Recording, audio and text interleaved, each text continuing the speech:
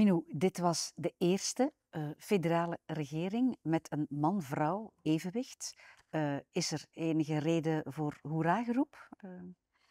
Hoera-geroep, dat vind ik een beetje een te groot woord.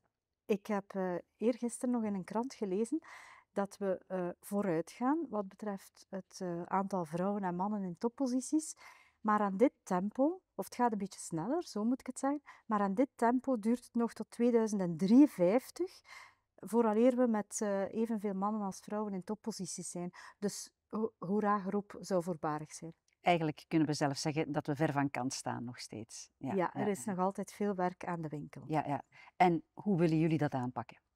Wel, in eerste instantie denk ik dat het belangrijk is dat er vrouwen in beleidsfuncties zijn. Ik denk dat zij zeer goed aanvoelen en beter weten wat nodig is, welke drempels moeten weggenomen worden voor vrouwen om in die posities te geraken. Ik denk dat het voorbeeld van Hilde naast mij een heel mooi voorbeeld is. Niet alleen is zij zelf een product, denk ik, van positieve discriminatie.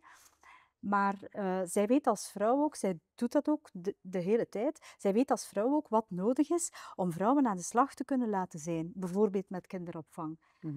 Bijvoorbeeld met rolmodellen. Ik kom zelf uit de school van Hilde en ik heb natuurlijk een heel mooi rolmodel. En dat sterkt mij in mijn politiek functioneren. Maar er is echt waar nog altijd heel veel werk.